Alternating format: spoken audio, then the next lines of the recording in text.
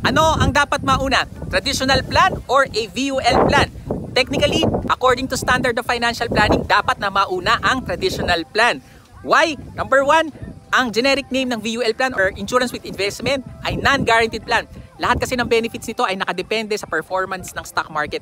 Kaya not guaranteed ang paying period. Pwede ka pang pagbayarin in the future pag naubos na ang account value mo dahil sa cost of insurance. Pwede mo lang insurance coverage mo pag wala nang makuhanan ng cost of insurance sa account value mo. And not guaranteed din ang pinaka-account value mo. Whereas for traditional plan, kabaliktaran siya ng VUL. Ang generic name niya, all guaranteed plan. Guaranteed ang paying period, may katapusan, guaranteed ang insurance coverage, guaranteed ang cash savings. Ayan. Number 2 reason, para ka nagtatayo ng building sa VUL. Habang tumataas siya, pag wala kang safety net sa baba, pag bumagsak yan, mas masakit. Ayan. Kaya kailangan meron kang traditional plan. Yun ang pinaka-safety net natin kasi guaranteed siya.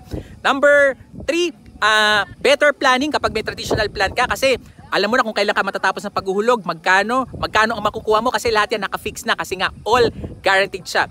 Number 4, kung wala ka pang traditional plan na unang VUL, kumuha ka lang ng traditional plan. Yun ang recommended ko. Or kung wala pang VUL plan, unahin mo ang traditional plan. Number 5, panoorin mo ang YouTube ko, AIA All-in-One. All guaranteed plan ni AIA. Pinaka-updated na traditional plan. Pinaka-affordable. Napakaganda ng mga benefits. Very unique.